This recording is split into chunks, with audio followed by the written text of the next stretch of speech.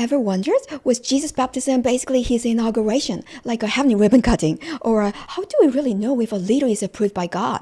And when the Father said, "This is my beloved Son, with whom I'm well pleased," was that more than a compliment? Jesus gave me real practical answers to these questions, truth I've never heard in any sermon. Today, I want to share them with you. Here's the twist. Jesus' baptism wasn't just the start of his mission. His whole life was worship, and God's pleasure isn't about keeping rules, but about faith even when life feels unfair. These questions are life-shaping, so stick with me until the end. Then let's get started. The heavens opened, the Spirit descended like a dove, and a voice from heaven said, "This is my beloved Son, with whom I'm well pleased." What does that mean? Is this like God's official approval ceremony, giving Jesus the authority for ministry, like how a government official needs an official appointment letter before they can carry out their duty? No, even without some kind of showy appointment ceremony, I was already living entirely for the Father throughout my whole life. You only read about my public ministry in the Gospels, so you think my mission started at this baptismal scene. But the truth is, from the very moment of my birth into this world, my whole existence was already a life called and set apart. You humans are used to dividing things up. Clergy as a profession, ordination certificates, before and after a formal title. But the Father sees worship and sacrifice differently, not as certain religious events, but as your whole life. You've created the profession of pastor, and you tend to divide acts of love into before and after holding that office, as if the latter were more important. But before the Father, both are of equal value.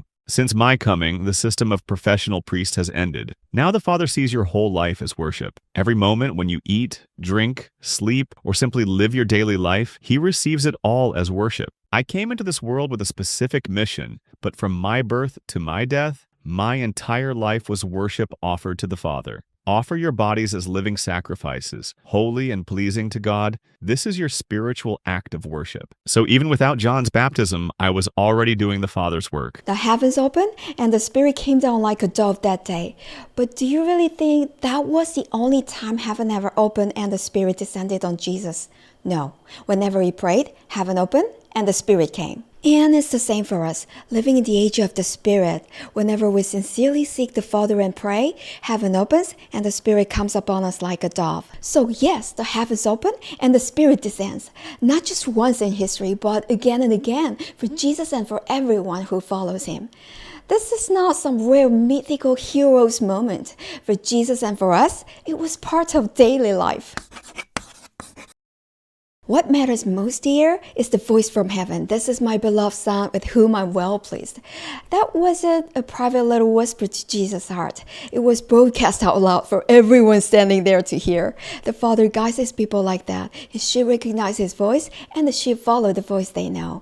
That heavenly voice wasn't primarily for Jesus. It was for the bystanders, so they would realize, following Him is actually the Father's will. I've told you before. To know if a leader is truly from God, first ask, how much does the Father love this person? The measure of His love for them is the measure by which you can trust their words. So when the Father said, "This is my beloved Son," it was His guidance to the people around me, telling them to follow me. And this pattern isn't a one-off. On the mountain of transfiguration, when the disciples saw Jesus' glory, that display wasn't mainly for Him, it was for them. In the same way, John's baptism moment helped the crowd around Jesus lean in and trust Him with confidence. Not hype, not vibes, clear guidance. But don't you love everyone? How do we know who is really a leader from you?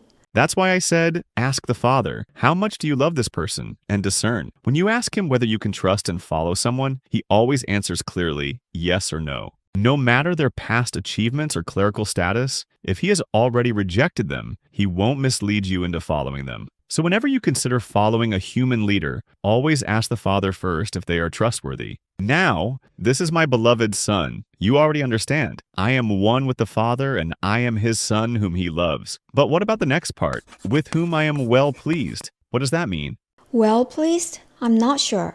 It literally means perfect in the Father's eyes. Flawless. Exactly right. When the Father made David king, He said of him, "He is a man after my own heart." It carries the same meaning. Daughter, the Father is the only true judge. Judgment belongs to Him, not you. A judge's verdict is either guilty or not guilty. There is no middle ground. There is heaven and there is hell. nothing in between. If you have even a grain of sin, like a single grain of rice, you are guilty and hellbound. So you cannot receive a not guilty verdict based on your good works, or even on sins of omission, which means even though you kept the law by simply avoiding wrong, thinking you've stayed safe by doing nothing. I didn't break the law, I just did nothing. Yet that still cannot justify a person before God. Only faith in the Father can give you a not guilty verdict. No one can be acquitted by their works. But there are times when the Father will say not only to me, but also to those who believe and follow me, I am well pleased with you. When? When your spiritual growth has matured to the point that you are ready to carry out His work, He lets both you and the people around you hear this word of approval, often more than once. Just like when David was approved as king and God spoke to Samuel, the same thing happened when Jesus began his public ministry. Those around him kept hearing that voice of approval. So really, this isn't strange at all. This is simply how God works. And here's the important part. Reaching spiritual maturity and being prepared for greater ministry is not reserved for just a handful of special heroes. Jesus said, the kingdom of heaven is taken by force. In other words, anyone who truly desires it can dig their own spiritual well, grow in faith, and step into greater calling. In God's kingdom, that's completely normal. Conclusion. 1. Was Jesus' baptism his inauguration? No, Jesus' whole life was worship and mission, not one ceremony. 2. How to discern leaders? A true leader is marked by how much God loves them. 3. Meaning of well-pleased. God's verdict is not guilty by faith, not works, even sins of omission. You know, I've heard the Lord tell me so many times, I love you, I'm well pleased with you, especially during the hard moments of my life, when I was treated unfairly by church leaders, when I felt crushed and powerless. And honestly, I used to complain, Lord, why are you only telling me you love me and you are pleased with me? That doesn't solve my problems. It doesn't fix the injustice. It feels like no practical help at all. But now I understand the reason he kept repeating, I delight in you, I'm pleased with you, was not only for me, it was also for the people around me, so that they too could hear, oh look, the Lord really loves this one. So when you hear God say to you, I love you, I'm pleased with you, don't brush it off as just vague comfort. Sometimes it's His way of confirming you, not just in your own heart, but in the ears of those around you.